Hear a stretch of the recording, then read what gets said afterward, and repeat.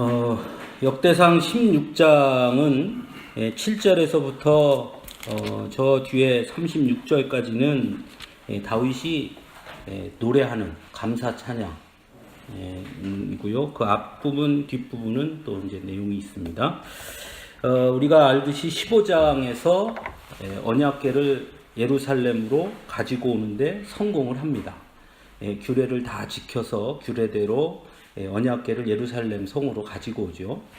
이것은 예루살렘 성으로 언약궤가 왔다는 것은 단순히 그냥 언약궤를 가지고 왔다라는 의미를 넘어서 어떻게 보면 신앙의 정통성을 이제 회복하게 된 겁니다.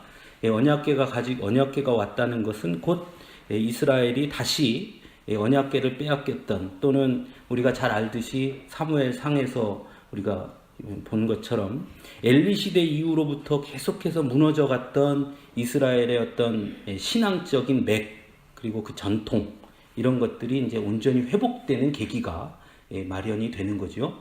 이것은 단순히 언약궤를 가지고 온 것으로 끝나지 않습니다. 그 이후에 다윗이 어떤 일을 했느냐가 바로 16장의 내용입니다. 그리고 그 중간에 우리가 지금 읽은 본문이 있는 것처럼 다윗의 노래가, 감사 노래가 있는 것이고요. 앞뒤에는 단순히 다윗이 언약궤를 가지고 왔으니까 이제 됐다, 이것이 아니라 철저하게 어떻게 이스라엘의 어떻게 보면 신앙의 회복 운동을 다윗이 벌였느냐, 그것을 알 수가 있습니다. 다윗이 왜 하나님 앞에 그렇게 칭찬받고 하나님이 왜 다윗을 그렇게 축복했을까? 물론 다윗이 살아온 배경 속에서 그가 고난 가운데도 하나님을 원망하거나 불평하지 않고 자신의 고난 속에서도 하나님의 뜻을 찾고 하나님의 부름에 응답한 삶을 살았다. 그런 삶을 살았기 때문에 하나님께서 다윗을 축복했다. 물론 맞는 이야기지만 실제적으로 제가 볼 때는 16장, 17장을 들여다보면 17장에서는 드디어 이제 다윗이 성전을 지으려고 하는데 하나님이 못 짓게 하시는 게 17장에 나오거든요.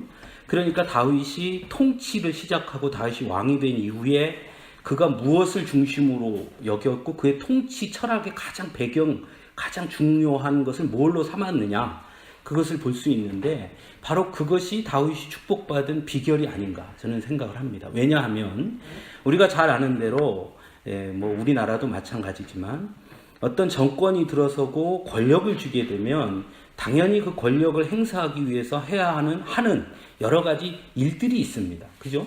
그런데 다윗이 지금 우리가 잘 아는 것처럼 다윗이 이스라엘의 왕이 되어서 또 예루살렘으로 도읍을 정하고, 그래서 그곳에서 모든 백성의 이렇게 충성 안에서 왕국이 이제 형성이 되지 않습니까? 왕이 됐고, 우리가 이전에 얘기했던 것처럼 사울은 왕이었으나 그때까지는 지파 연합 체제였다면 다윗 때부터 실제적으로 국가가 형성이 되는 겁니다. 그러니까 첫 번째 국가가 형성된 첫 번째 왕이 다윗이에요. 그렇기 때문에 이 다윗이 어떠한 통치 철학을 가지고 통치의 길을 찾느냐는 그 이후에 이스라엘의 역사에 매우 중요한 어떤 모델이 되는 거죠. 모델이 되는 것이죠. 그런 면에서 다윗이 형성한 이 첫 번째 이스라엘 전체 국가의 왕으로서 그가 어떤 길을 갔느냐는 되게 중요한데, 그가 처음 한 것이 바로 언약궤를 가지고 오는 거였어요. 이것이 되게 중요하고요. 우리가 읽진 않았는데 16장 1절에 어떻게 시작하냐면, 하나님의 언약궤를 들어가서 다윗이 그것을 위해 친 장막 가운데 두고 번제와 화목제를 하나님께 드리니라, 이렇게 시작을 해요. 그러니까 언약궤를 가지고 온 것으로 끝이지 않고 그는 뭐를 다시 회복하는 거냐면 제사를 회복하는 거예요. 제사를. 그러니까 우리식으로 얘기하면 예배를 회복하는 거죠. 예배라는 것이 단순히 하나님 앞에 예배드렸다라는 차원이 아니에요. 이 예배라는 것은, 예배가 뭘 의미하는 겁니까? 하나님이 우리의 하나님이라는 걸 인정하는 것이고요. 우리는 하나님의 백성입니다라는 걸 인정하는 거예요. 그래야 그것이 그 예배를 통해서 그것이 확인되는 자리입니다.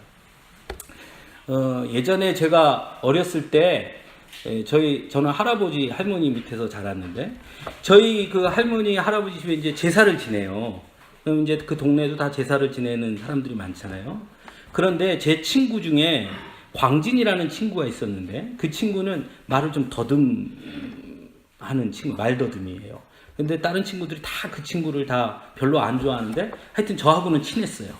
학교도 항상 같이 다니고 그랬던 친구인데 그 친구네 집은 제사를 지내면 이 광진이라는 친구가 제사에 참여를 못하게 하는 거예요. 저는 어렸을 때 그게 이해가 안 됐어요. 왜냐하면 저희는 제사를 지내면 저는 교회를 다니니까 가기 싫은데도 억지로 할아버지가 끌고 들어가서 절해라 뭐 이렇게 시켰거든요. 근데 이 광진이는 집에서 제사를 지내면 얘가 밖으로 나가는 거예요. 못 들어오게 하는 거예요. 그냥 밖에서 돌아다녀요. 그래서 저희 집에 놀러도 오고, 너 왜 그러면 우리 집에 오늘 제사 지내? 근데 그러면 집에 못 들어가. 그 같이 노는 거예요, 밖에서. 그 제사가 다 끝나고 나면 불러요. 그럼 가서 이제 밥만 먹는 거죠. 저는 그때 그게 이해가 안 됐어요. 왜 쟤는 제사를 안 지낼까? 그리고 걔가 부러웠어요. 그냥 안 지내도 되니까. 저는 드리기 싫은데도 끌려가서 드리는데. 그런데 나중에 알고 보니까 소위 말해서 그 광진이는 나가갖고 온 자식이에요. 네, 쉽게 얘기하면. 나가서 나가갖고 온 자식. 그래서 제사를 못 지내는 거예요. 너는 안 된다는 거예요.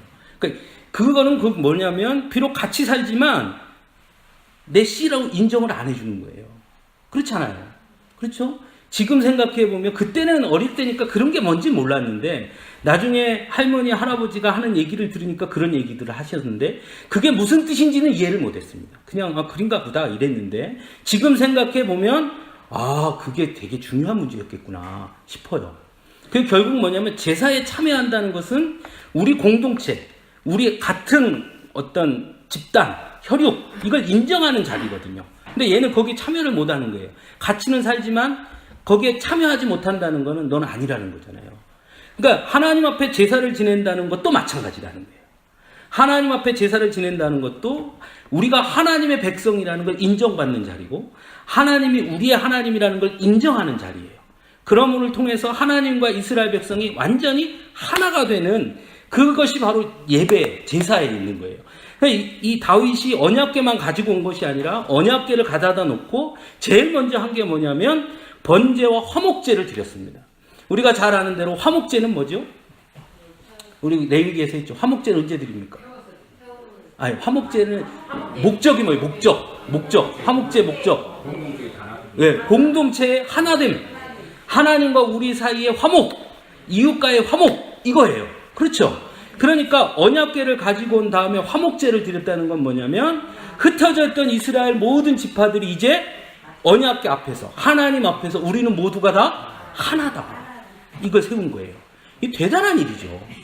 그죠? 이스라엘의 정체성을 완벽하게 딱 세운 거예요. 우리는 하나님 안에서 한 형제, 한 자매다. 예. 우리는 당군의 자손이다. 맨날 그러는 것처럼. 예. 그거 하는 거예요. 그러니까 이 다윗이 그거를 시작했다는 게 매우 중요한 겁니다. 또 하나 3절에 보면요.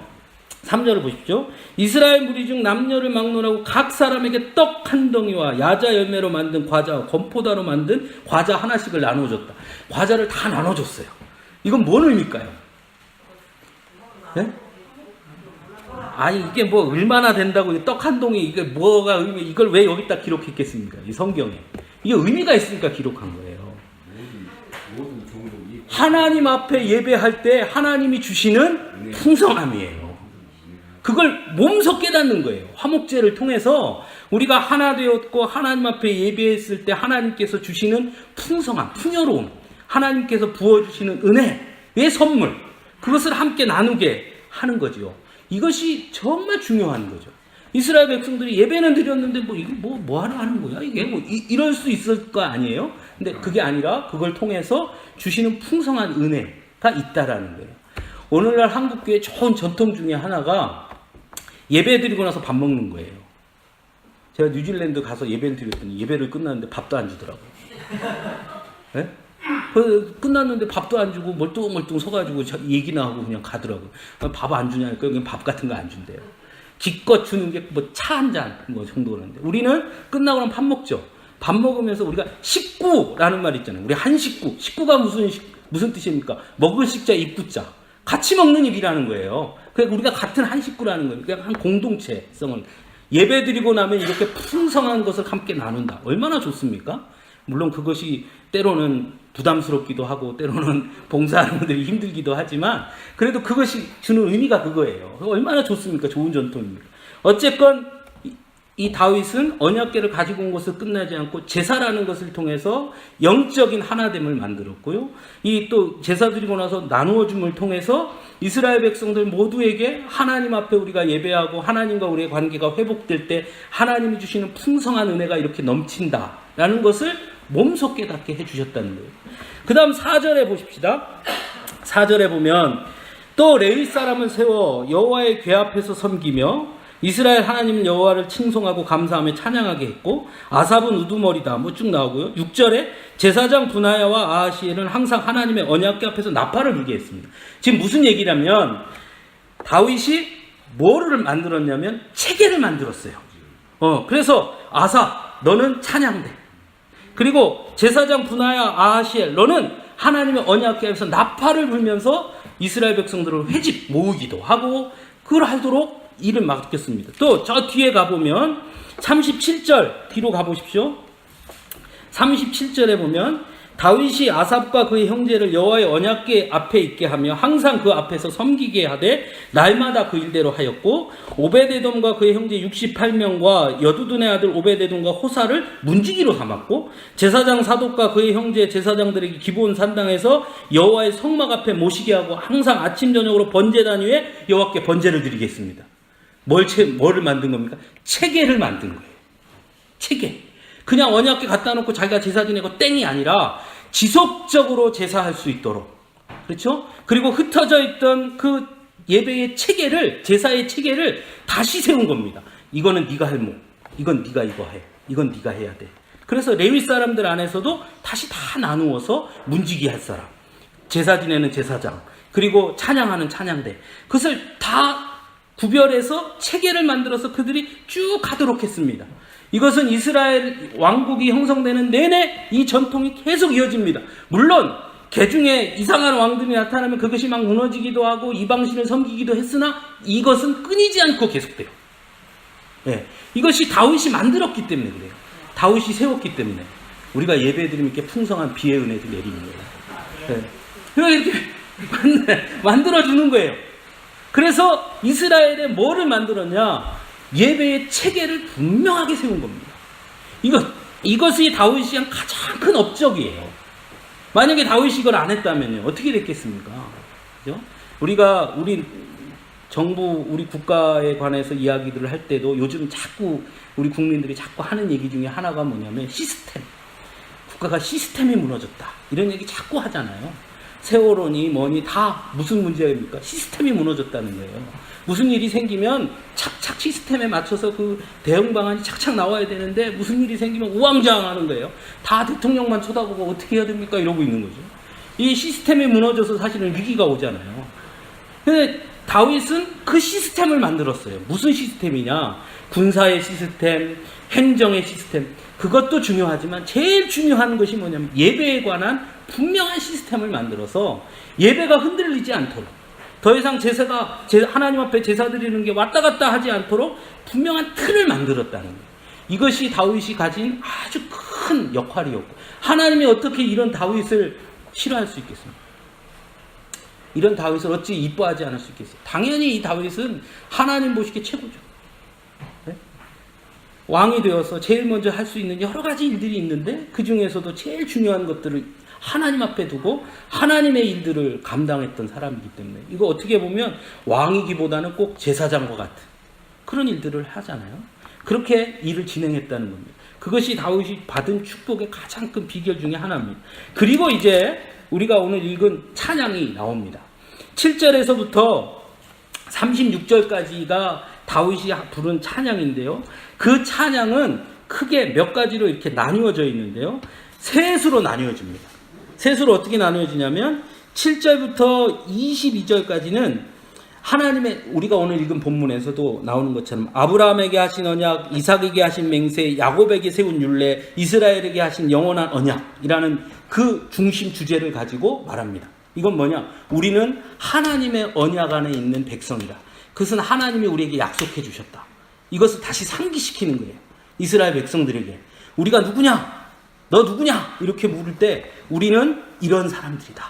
하나님께서 아브라함에게 세운 그 언약, 이삭에게 하신 맹세, 야곱에게 세운 율례, 그것이 곧 이스라엘에게 하신 영원한 언약으로 여전히 우리 안에 있다. 우리 그 언약 안에서 하나다. 그 정체성을 확실하게 심어주는 이야기를 합니다. 그래서 7절에서 21절까지는 하나님과 선택된 이스라엘 백성들 간의 관계, 그러니까 우리와 하나님과 어떤 관계냐, 그것을 분명하게 노래하고 있어요. 이거는 매우 중요해요. 어떤 일을 하다 보면 우리가 본질을 잊어버릴 때가 있어요. 우리가 하다 보면 어떤 일을 하다 보면 일에 매여서 그 일을 왜 시작했는지, 그 일의 목적이 뭐였는지를 잃어버리고 그 일에 매몰될 때가 있습니다. 근데 다윗은 그걸 잃지 않은 거예요. 그것을 분명하게 하고 있습니다.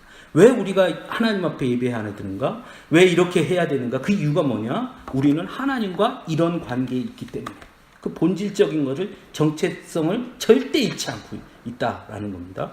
두 번째로 23절에서 33절까지는 이방인과 하나님과의 관계입니다.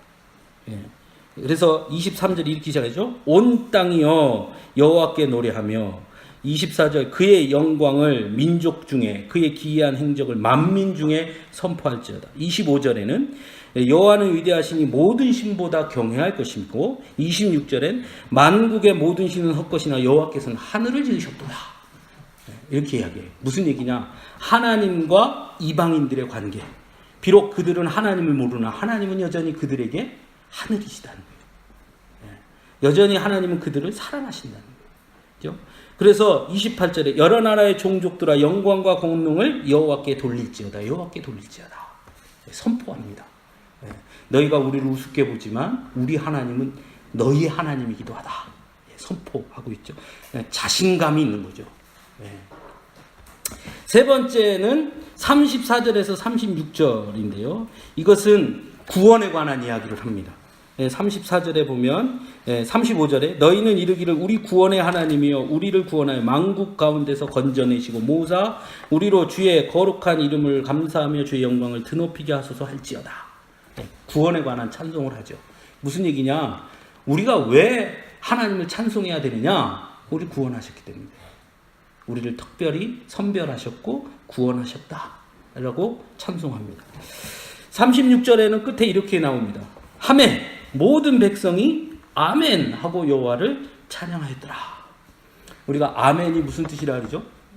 그렇습니다, 동의합니다, 맞습니다, 이런 뜻이에요. 그래서 우리가 아멘 하잖아요. 기도 끝날 때 아멘 하는 것도 그 기도가 나의 기도입니다. 그 기도대로 되기를 나도 원합니다.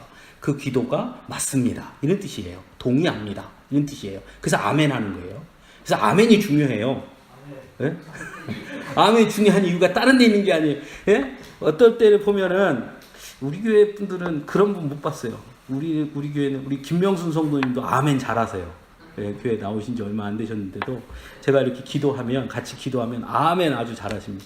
전화로 기도해도 아멘 잘하세요. 그러니까 아멘이 중요해요. 예, 기껏 목사님 기도해 주세요 해가지고 와서 열심히 기도하는데 아멘도 안 해. 그리고 가. 그 무슨 뜻이냐? 이 하나님, 이 불쌍한 영혼, 뭐 몸이 불편하고 아픈데 하나님 고쳐주옵소서. 아멘을 안 해. 그럼 무슨 뜻이냐? 고쳐주든지 말든지 이잖아요. 그러니까 아멘 해야지. 아, 나도 그렇게 믿습니다. 고쳐주시길 원합니다. 이게 같이 동의해야 되는데 그렇습니다. 예수님께서 병자들을 고칠 때 꼭 뭘 확인하냐면 아멘을 확인해요. 아멘. 예, 그 말은 다르지만 내가 너를 고쳐줄 줄 믿느냐? 그럼 예, 그렇습니다. 그렇게 말하잖아요. 예? 내 믿음대로 될지어다. 그럼 아멘 해야지. 그 믿음대로 나도 그렇게 믿습니다 하는 거지. 내 믿음대로 될지어다 근데 나는 아멘 하는 난 아닌 거잖아요. 그죠? 아멘이 중요해요. 백성들이 아멘 했다라는 것은 뭘 의미하는 거겠습니까? 다윗이 노래한 그 노래의 내용을 숙지했다는 거예요. 그대로 아, 맞습니다. 우리는 이런 사람들입니다. 또 아, 맞습니다. 우리가 그렇게 살겠습니다. 그렇게 하는 거예요. 이런 다윗의 이러한 이 어떤 지도력, 리더십, 이것이 이스라엘 백성들을 하나로 만들어낸 거죠. 그래서 이스라엘이 그렇게 갑자기 강대한 나라가 되는 겁니다. 여러분 잘 생각해 보면 사울이 어떻게 죽죠?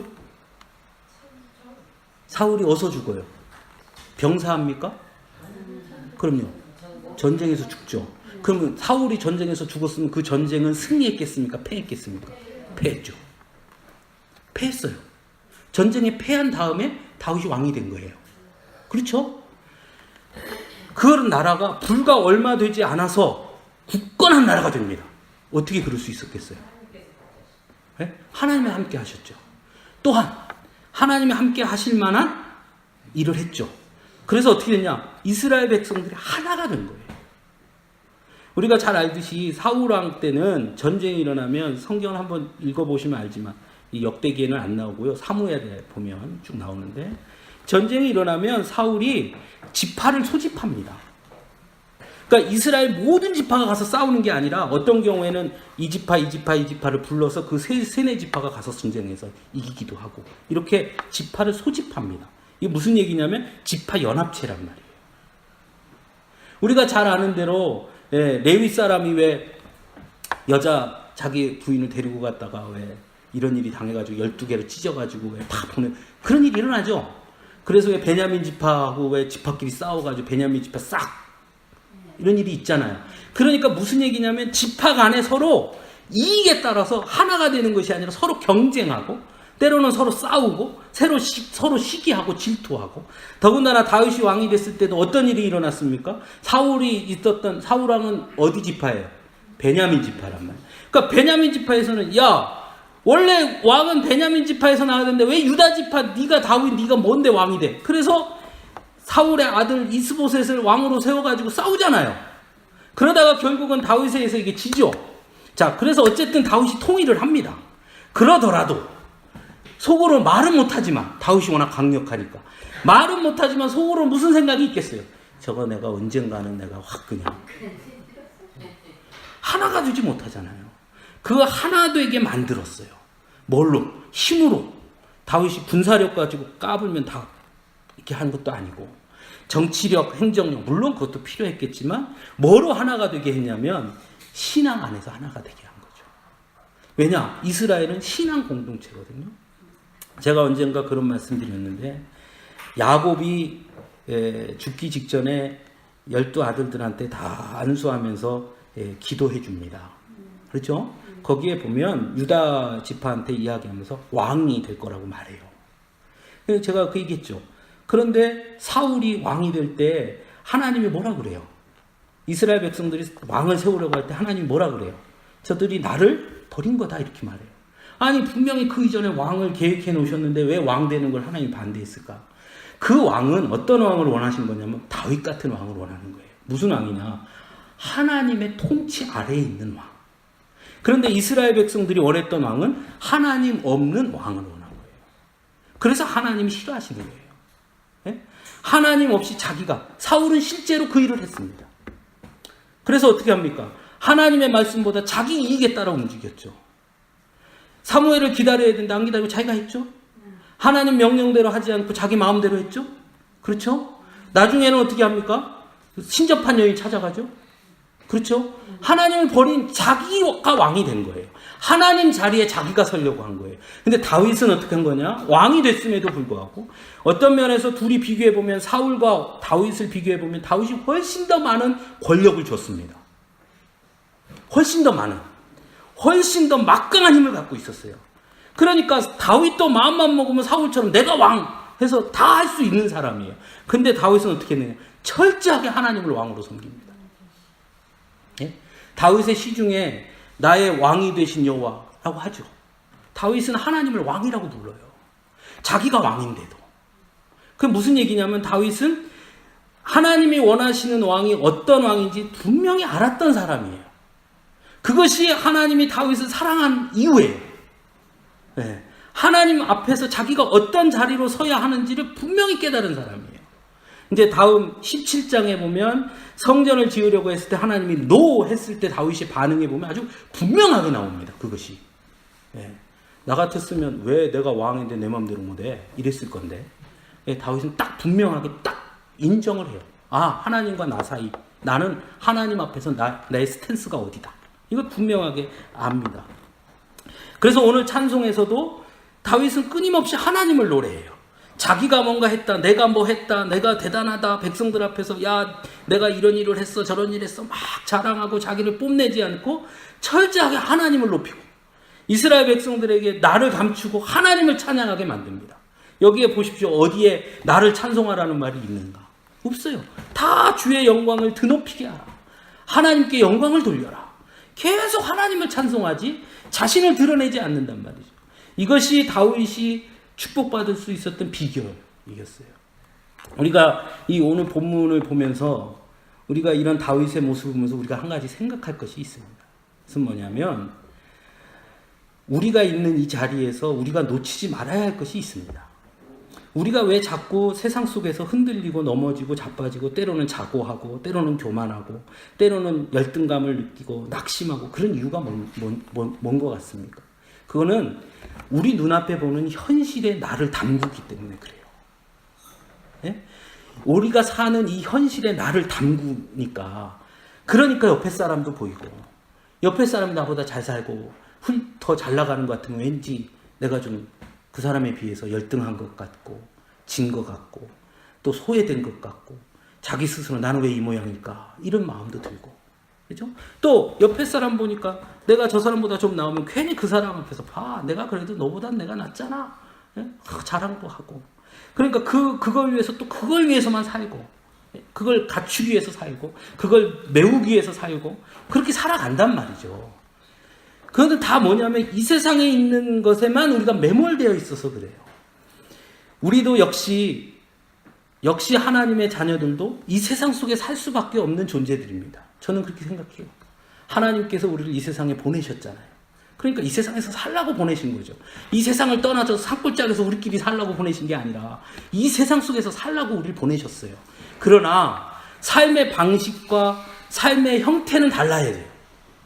이 세상 사람들, 이렇게 세상에 묻혀서 사는 사람들에게 세상 가운데 살지만 그 사람들하고 동일한 삶을 살지만 하루 세끼 밤 세끼 다 먹어야 되고 차도 있어야 되고 자식 교육도 시켜야 되고 다 그렇게 열심히 직장도 있어야 되고 직장 생활도 해야 되고 돈도 벌어야 되고 다 그렇게 살아야 하지만 그러나 거기에 완전히 매여서 사는 게 아니라 그 안에서 살면서도 나는 하나님을 바라보며 하나님 밑에 있다는 사실을 인정하고 사는 것 그것이 우리가 살아가야 할 자리예요. 그렇게 되면 내가 비록 부족하면 부족해서 다른 사람보다 열등해도 그 열등감이 아니라 하나님이 주실 더 큰 축복을 기대하며 살 수 있게 되는 것이고요. 내가 다른 사람보다 더 나은 걸 얻었으면 더 나은 것을 주신 하나님께 감사하게 되는 거죠. 네. 그것이 우리의 삶을 살아가는 방식의 차이예요. 그래서 열등감이 아니라 기대감으로 사는 거예요. 네? 나는 가난해요. 옆에 있는 사람은 부유해요. 나는 왜 저렇게 가난할까? 이게 아니라 부유한 사람을 보면서 하나님께서 내게 부어주셔서 나는 어떤 삶을 더 큰 은혜의 삶을 살게 해주실까를 기대하면서 산다니까요. 열등하면서 낙심하면서 사는 게 아니라 포기하는 게 아니라 기대감을 갖는 거예요. 그 기대감으로 살아요. 또 내가 더 많은 걸 누린다고 해서 그것 가지고 막 자랑하고 뽐내고 교만한 게 아니라 그 안에서 오히려 하나님의 뜻을 찾고 겸손하게 또 그것을 통해 어떻게 하나님의 일을 할까? 무엇을 가지고 하나님의 영광을 드러낼까? 그것을 바라보며 살게 되는 거죠. 똑같은 세상 속에 똑같이 살지만 분명히 사는 방식과 방법과 보는 눈이 다른 거예요. 그것이 성도와 성도 아닌 자들의 차이입니다. 다윗과 사울의 차이도 바로 그 차이예요. 똑같은 왕이었으나 다윗은 분명히 하나님 안에서 자신을 돌아볼 줄 알았고 사울은 그 자기가 누리고 있는 것 안에 묶여 살아서 그 누린 것만 유지하고 살다가 결국은 인생을 마무리한 사람이에요. 그 차이가 있는 겁니다. 그러니까 우리도 마찬가지라는 거예요. 두 번째로 우리가 생각할 것은 우리의 삶의 위기 또는 우리의 삶이 무너졌을 때 무엇부터 해야 되는가? 이스라엘이 무너지고 이스라엘이 그렇게 황폐화되었을 때 전쟁에 실패하고 왕이 죽고 얼마나 참담한 일입니까? 실패의 자리에 설 수밖에 없는 상황이죠. 그럴 때 다윗이 이스라엘을 무엇으로 회복했습니까? 힘으로 회복했습니까? 아니에요.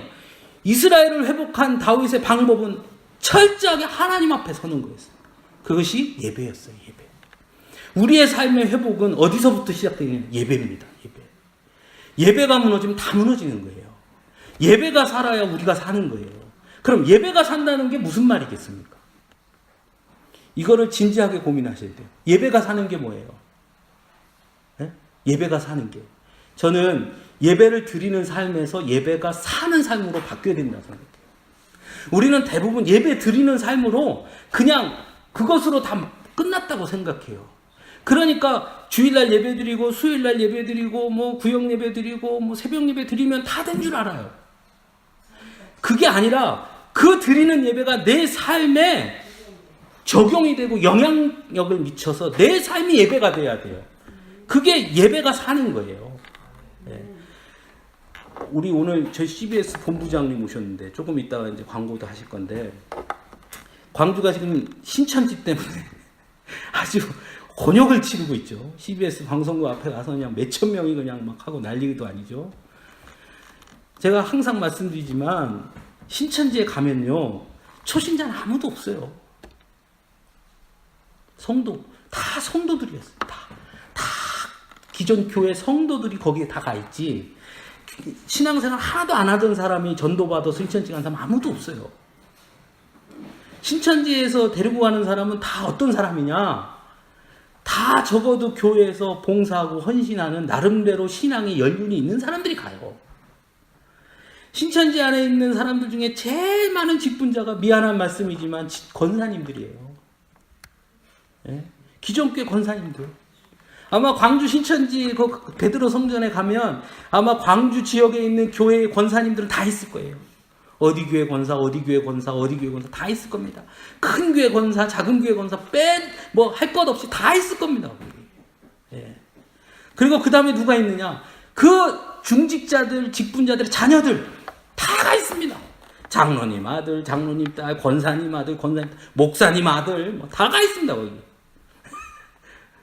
걔네들이 예배를 안 드렸겠어요. 예배를 모르겠어요. 엄마 아빠가 예배 드리는 것도 옆에서 수없이 봤고 어려서부터 다 예배 드렸고 다 했을 겁니다.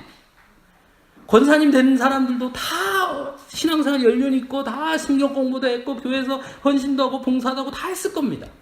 근데 왜 빠집니까? 간단해요.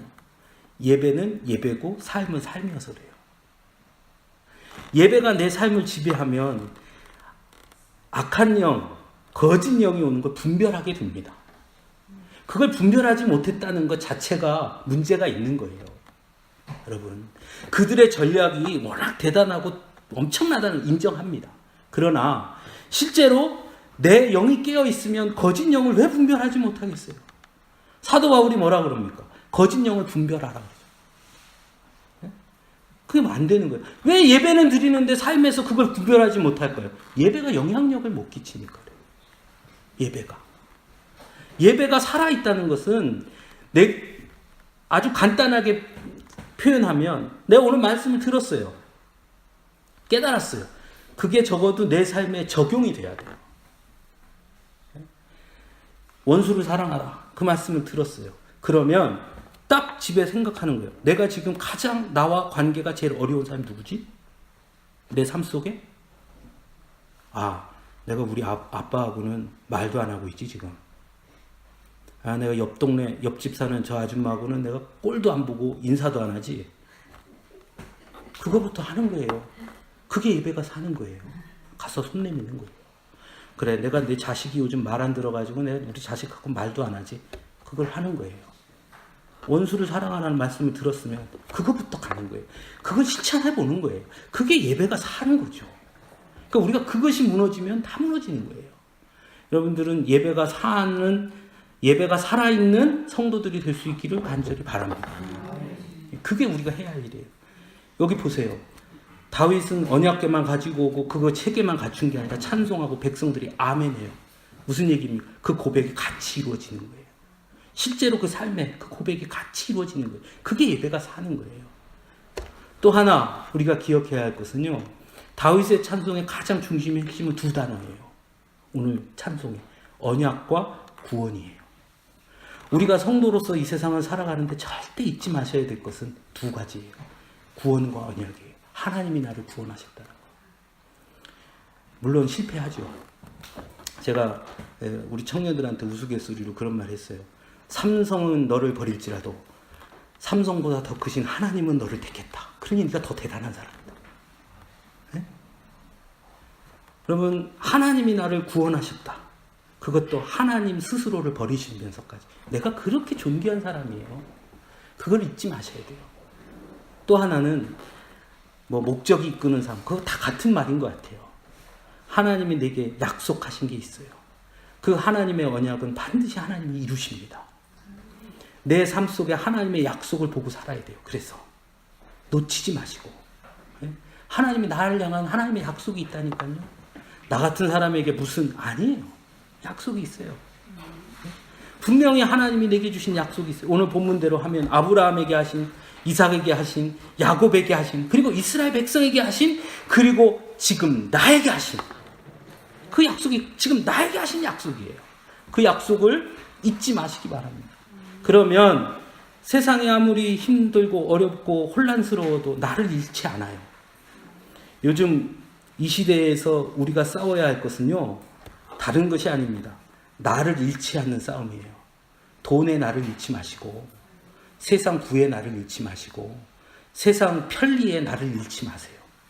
예, 제가 지난 주일날 그렇게 말씀드렸죠. 괴물이 돼갔다. 괴물이 된다. 여러분, 괴물이 되시면 안 돼요. 우린 사람이에요, 사람. 괴물이 되시면 안 돼요. 예? 제가 여러분에게 추천해주고 싶은 영화가 한 편 있는데요.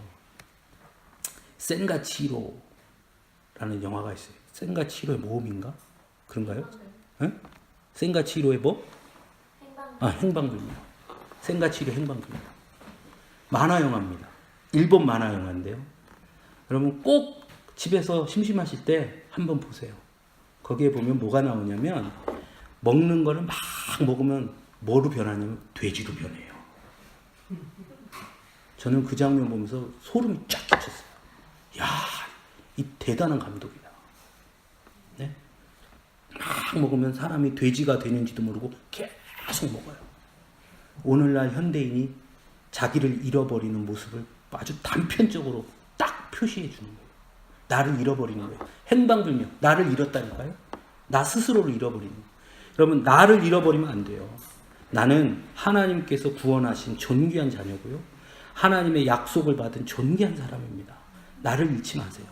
돈에, 세상 권력에, 세상 편리에, 거기에 괴물이 되지 마세요. 거기에 끌려 들어가서 그 안에서 괴물로 살지 마시고, 비록 좀 가난해도, 비록 좀 권력이 없어도, 조금 좀 불편해도, 그러더라도 하나님의 구원받은 백성으로, 하나님의 약속을 품은 자녀로, 사람으로, 하나님의 존귀한 자로 쓰셔야 됩니다. 그것이 우리가 지금 싸워야 할 가장 큰 싸움입니다. 그 싸움에서 여러분 날마다 승리할 수 있기를 간절히 바랍니다. 기도하겠습니다.